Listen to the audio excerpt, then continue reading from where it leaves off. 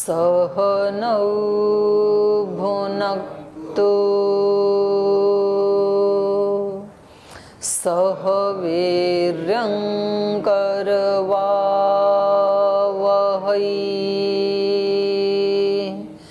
तेजस्विनावधीतमस्तु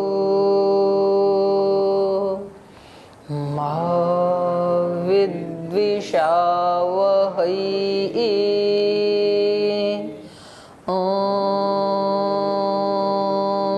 शांति शांति शांति।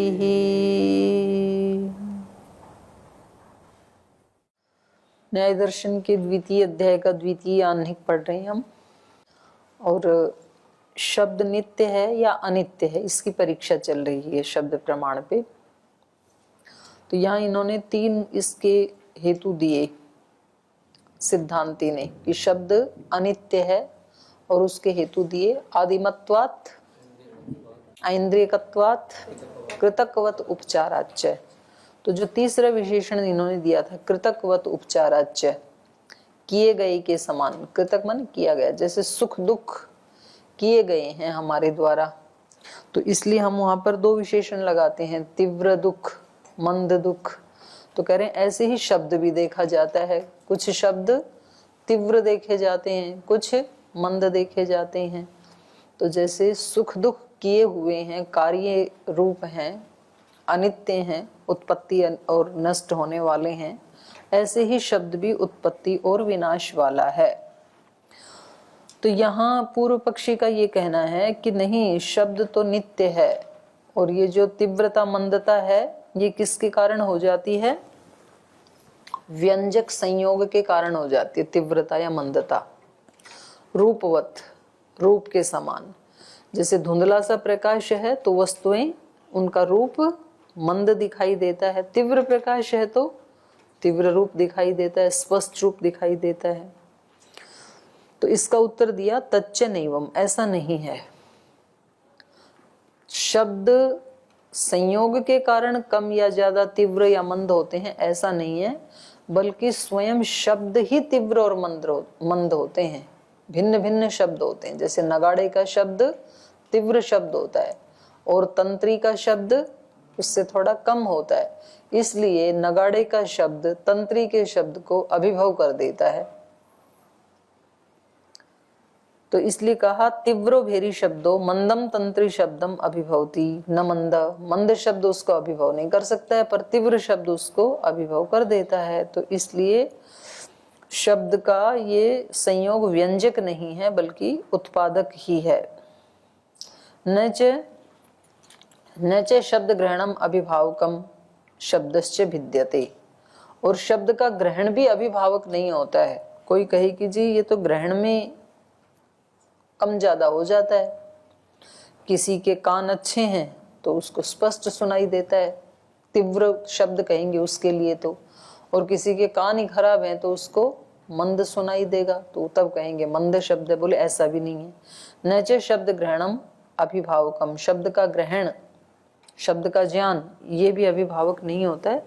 शब्दश्च भिद्यते, शब्द ही अलग अलग होते हैं, और जब शब्द अलग होते हैं तो ठीक है, फिर ये अभिभव ठीक है। भेरी का जो शब्द है वो तंत्री के शब्द को अभिभव कर देता है।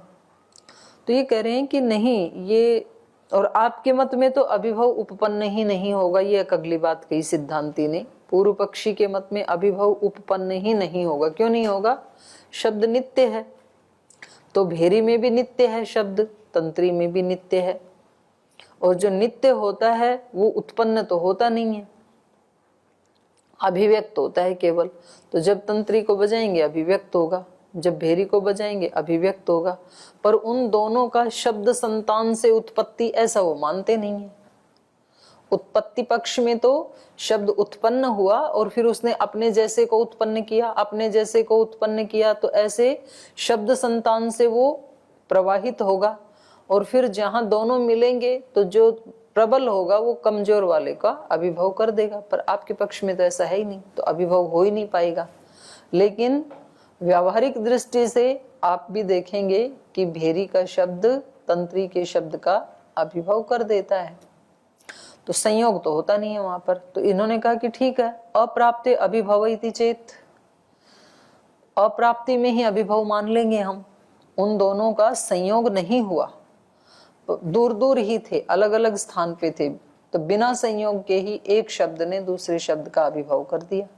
तो बोले अप्राप्ति में अभिभव मानोगे तो एक ही भेरी का शब्द तीनों लोकों में उस समय जितनी भी तंत्रियां बज रही थी उन सब का अभिभव करने लगेगा, क्योंकि अप्राप्ति तो सामान्य है ना, वो अप्राप्ति चाहे स्वर्गलोक में, चाहे पृथ्वीलोक में, चाहे अमेरिका में है, भारत में, कहीं भी है, तो अप्राप्ति के अविशेष होने से सभी का वो अभिभव करने लगेगा। तो ऐसा भी नहीं होता है, सभी का तो अभिभव होता नहीं है, निकट वाले का ही अभिभव होता है।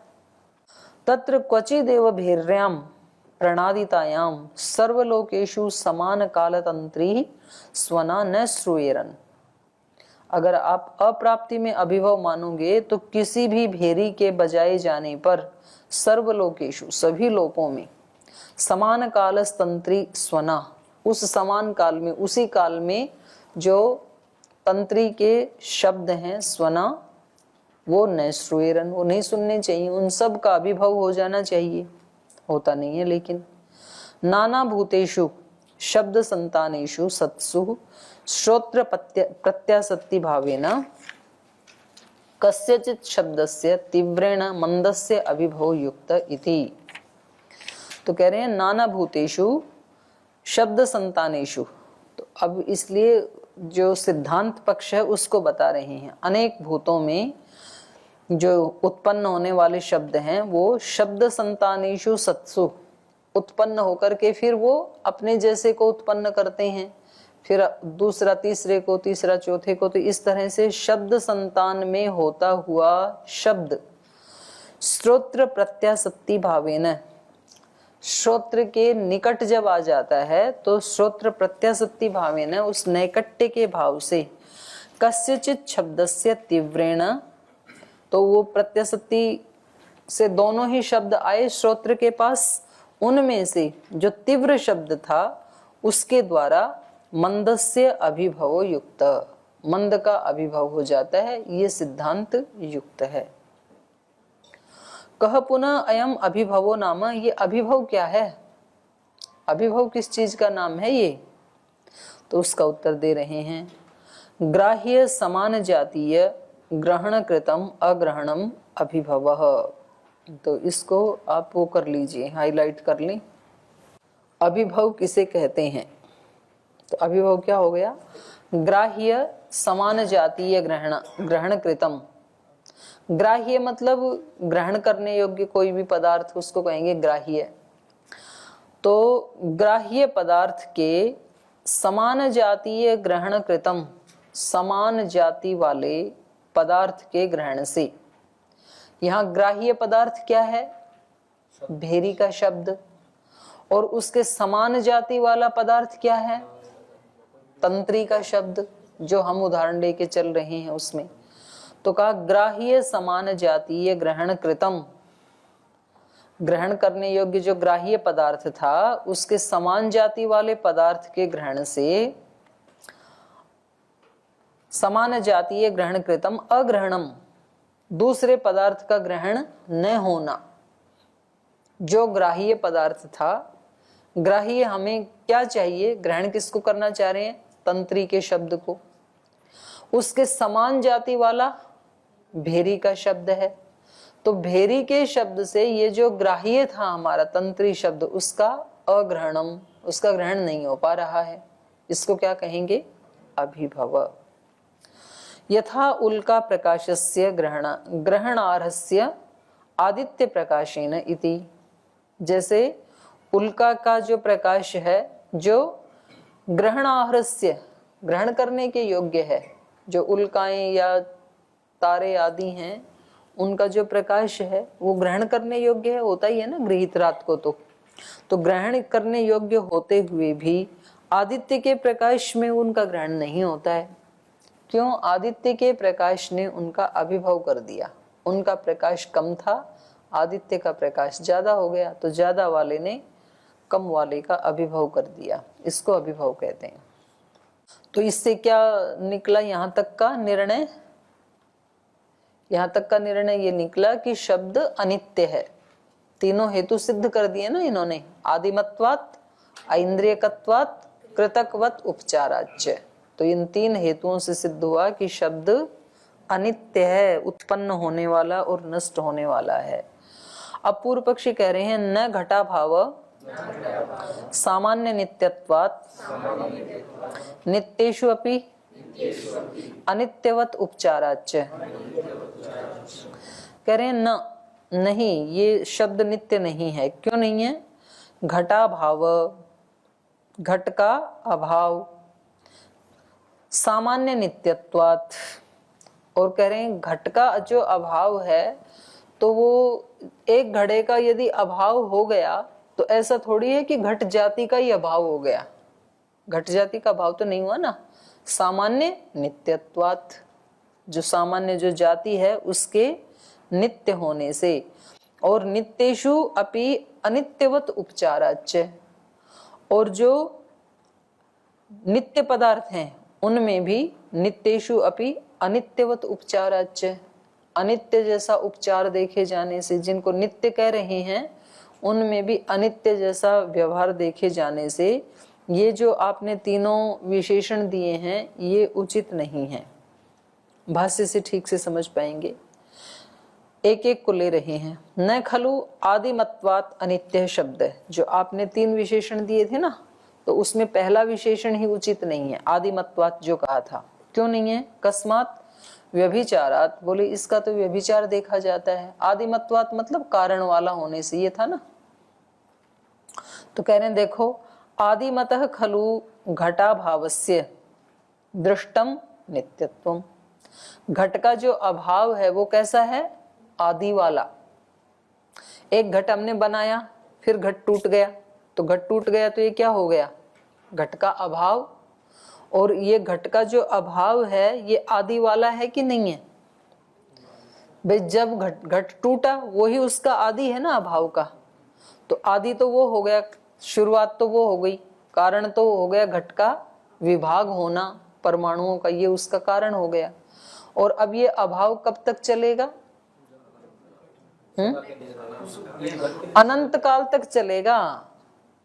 नित्य हो गया ये, मतलब अनित्य नहीं है ना। आदि वाला तो है लेकिन नित्य है, सदा सदा के लिए अभाव हो गया, कभी भी भाव होगा नहीं उस घट का। तो उसी की तो बात कर रहे हैं जो टूटा, उसी की। तो आदि वाला है लेकिन अनित्य नहीं है, नित्य है, तो व्यभिचार हो गया ना। इन्होंने क्या कहा था? जो आदि वाला है वो अनित्य होता है। घट का उदाहरण दिया था इन्होंने घट का नहीं, घट के अभाव का उदाहरण दे दिया कि जो घट का अभाव है वो आदि वाला तो है लेकिन अनित्य नहीं है, नित्य है वो।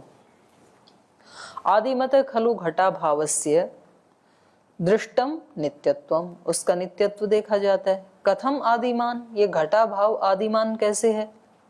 तो कह रहे हैं कारण विभागेभ्यो ही घटो न भवति, जो घट के कारण हैं अर्थात मृत कण हैं उनका जो विभाग हो जाता है, जब वो टूट जाते हैं, बिखर जाते हैं अलग अलग, तो घटो न भवति, फिर घड़ा नहीं रहता है। कथम अस्य नित्यत्वम, तो इस अभाव का नित्यत्व कैसे है? कह रहे हैं यो सौ कारण विभागेभ्यो न भवति, यहाँ अल्पविराम लगा लो, न तस्या भावो भावेन कदाचित निर्वर्त्यते इति। यहाँ पर एक रेफ और लगा लें, कदाचित निर्वर्त्यते ऐसे आएगा, निर्वर्त्यते।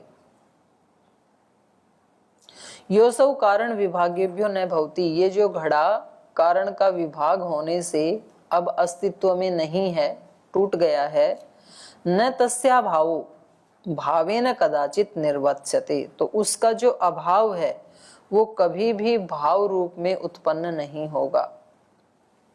ठीक है, न तस्या अभावो, उस घड़े का जो अभाव है ये भावेन कदाचित न निर्वर्त्यते, कभी भी ये भाव रूप में नहीं आएगा। दूसरा जो आपने कहा था यद्यपि ऐन्द्रियकत्वात् इति, और जो दूसरा विशेषण दिया था कि इंद्रिय ग्राह्य होने से तो वो भी उचित नहीं है, उससे भी अनित्यता सिद्ध नहीं होती है। तदपि व्यभिचरति, उसका भी व्यभिचार देखा जाता है। कैसे? ऐन्द्रियकम च सामान्यम नित्यम चैति। जब कोई पदार्थ हमें इंद्रिय से ग्राह्य होता है, किसी जैसे गो आदि पदार्थ, घट आदि पदार्थ, तो उस पदार्थ के साथ साथ उसकी जाति का भी ग्रहण होता है कि नहीं होता है? तो जाति भी, गो के साथ गोत्व का भी ग्रहण होता है कि नहीं? मनुष्य के साथ मनुष्यत्व का, घट के साथ घटत्व का। तो कह रहे हैं ये जो जाति तो नित्य होती है। तो इंद्रिय ग्राह्य होते हुए भी जो इंद्रिय ग्राह्य है वो अनित्य है, ऐसा तो नहीं है। इंद्रिय ग्राह्य तो जाति भी है, लेकिन जाति क्या है? नित्य है। तो व्यभिचार हो गया ना। इंद्रियकम च सामान्यम, सामान्य मतलब जाति, नित्यम चैति, और वो नित्य भी है। और जो आपने तीसरा विशेषण दिया था, यद्यपि कृतकवत उपचारात इति, कृतक के समान शब्द है, और कृतक हमेशा अनित्य होता है। जो किया हुआ कार्य रूप जो द्रव्य होता है वो अनित्य होता है, इसलिए शब्द भी अनित्य है। एतदपि व्यभिचरति, इसका भी व्यभिचार देखा जाता है। नित्येषु अनित्यवत उपचारो दृष्ट, नित्यों में भी अनित्य का उपचार देखा जाता है। जैसे यथा ही भवति वृक्षस्य प्रदेश, कंबलस्य प्रदेश एवं आकाशस्य प्रदेश आत्मनः प्रदेश इति भवति इति। जैसे अनित्य चीजों में एक भाग देखा जाता है, जैसे कि वृक्ष का एक भाग, तो ठीक है ये एक भाग वाला है, कृतक है, वृक्ष को बनाया ना किसी ने, बीज बोया तभी तो वृक्ष बना। तो इस अनित्य में जैसे वृक्ष का एक भाग ऐसे देखा जाता है। जैसे कंबल कृतक है, किसी ने बनाया है, और हम कहते हैं कंबल के एक भाग के ऊपर चाय गिर गई या कोई रंग गिर गया, तो उसका एक भाग का प्रयोग किया जाता है। जैसे अनित्यों में एक भाग का प्रयोग किया जाता है कृतक में, वैसे ही नित्य में भी किया जाता है। हम बोलते हैं आकाश का एक देश, आत्मा का एक देश। भाई इसकी आत्मा के किसी कोने में ये संस्कार भी था एक देश में, इसलिए तो इसने ऐसे किया। आकाश का एक देश, भाई मेरे कमरे का आकाश, घटाकाश, पटाकाश, ये हम बोलते ही है ना। तो ये कह रहे हैं एवं आकाश प्रदेश आत्मन प्रदेश, लेकिन वृक्ष और कंबल तो अनित्य हैं, लेकिन उन्हीं का जैसा प्रयोग नित्य में भी हो रहा है। तो जो आपने कहा था ना कृतकवत उपचारात, तो कृतकवत उपचार वाला होने से सब अनित्य ही होता है ऐसा नहीं है। कृतकवत उपचार तो इनमें हो रहा है, आत्मा में और आकाश में, लेकिन ये अनित्य नहीं, नित्य है। आकाश भी नित्य है, आत्मा भी नित्य है। तो तीनों विशेषणों का इन्होंने खंडन कर दिया। अब इसका उत्तर दे रहे हैं ये, तत्व भागतयो नानात्व विभागात अव्यभिचारः।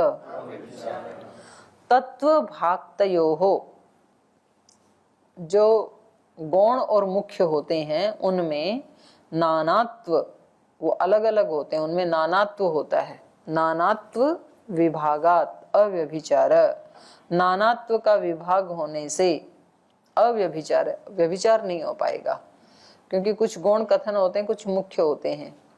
कंबल में तो वास्तव में एक देश होता है, लेकिन आकाश में एक देश नहीं होता है, आत्मा में एक देश नहीं होता है, वहां गौण कथन है। नित्यम इत्यत्र किम तावत तत्वम, कह रहे हैं जो जिसको आप नित्य कह रहे हैं, शब्द को नित्य कह रहा है ना पूर्व पक्षी, तो कह रहे हैं नित्यम, जो आप नित्य कह रहे हो, इत्यत्र किम तावत तत्वम, ये नित्यत्व तत्व क्या है? आप किसको नित्य मानते हैं? नित्यत्व आप किसको कह रहे हैं? पूर्व पक्षी से पूछ रहे हैं, तो उत्तर दे रहे हैं, अर्थांतरस्य अनुत्पत्ति धर्मकस्य आत्म अहान अनुपपत्तिर नित्यत्वम। नित्यत्व हम किसको कह रहे हैं? अर्थांतर से, किसी भी वस्तु के, जो कैसा होना चाहिए? अनुत्पत्ति धर्मकस्य, जो उत्पत्ति धर्म वाला नहीं है, उस वस्तु के आत्म हान अनुपपत्ति, स्वरूप के हान की जो अनुपपत्ति होती है, अर्थात जो कभी नष्ट होता नहीं देखा जाता है, यही क्या है? नित्यत्वम। तच्च अभावे नोपपद्यते। और कह रहे हैं वो जो नित्यत्व है वो अभावे, अभावे माने घटा अभावे, जो घट का अभाव बताया था आपने, वहां तो तच्च अभावे नोपपद्यते, वो अभाव में तो वो नित्यत्व नहीं देखा जा रहा है। क्योंकि नित्यत्व किसको कहते हैं? कोई भी ऐसी वस्तु जो अनुत्पत्ति धर्म वाली है और उसके स्वरूप की कभी हानि नहीं होती है। जैसे आत्मा है, तो आत्मा कैसा है? अनुत्पत्ति धर्म वाला है और आत्मा के स्वरूप की कभी भी हानि नहीं होती है, उसको हम नित्यत्व कहेंगे। तो कह रहे हैं ये तो घट के अभाव में तो ये नहीं आ रहा है, नहीं घटित हो रहा है ये लक्षण। तच्च अभावे नोपपद्यते भाक्तम तु भवति। हाँ, गौण रूप से आप कह सकते हैं, पर तत्व रूप से ये जो नित्यता का विशेषण है ये घटा भाव में घटित नहीं हो रहा है। भाक्तम तु भवति यत् तत्र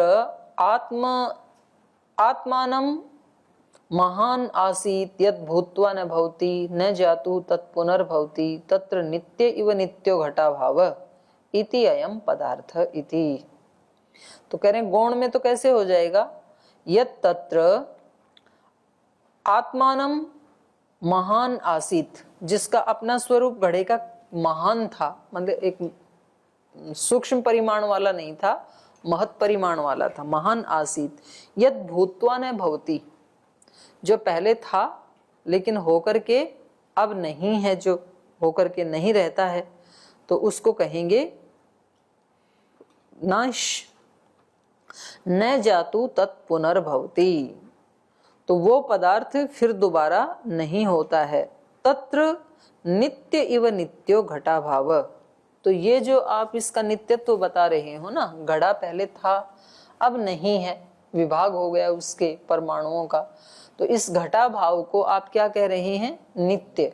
तो कह रहे हैं ये नित्य इव नित्य, गौण रूप से ये नित्य के समान नित्य कह सकते हैं, लेकिन ये मुख्य रूप से नित्य जैसा नहीं है, आत्मा जैसा नित्य नहीं है ये। न जातु तत्पुनर्भवति, वो घड़ा दोबारा जो उत्पन्न नहीं होता है, जो होकर के नहीं रहा, तो कहा तत्र उस घट में नित्य इव नित्यो घटा भाव, नित्य के समान नित्य का गौण प्रयोग किया जाता है घटा भाव में। इति अयम पदार्थ है, तो ये गौण रूप से कहा जा रहा है, गौण पदार्थ है ये। तत्र यथा जातीयकः शब्द न तथा जातीयकः कार्यम किंचित नित्यम दृश्यते इति अव्यभिचार। तो वास्तव में नित्यत्व कहाँ देखा जाएगा? तथा जातीय में ही तो देखा जाएगा ना। जैसे आत्मा है, उसी प्रकार से कोई ऐसा पदार्थ हो जिसकी कभी उत्पत्ति नहीं हुई, कभी उसके स्वरूप का हान नहीं हुआ, उसको हम नित्य कहेंगे। लेकिन घटा भाव तो ऐसा नहीं है।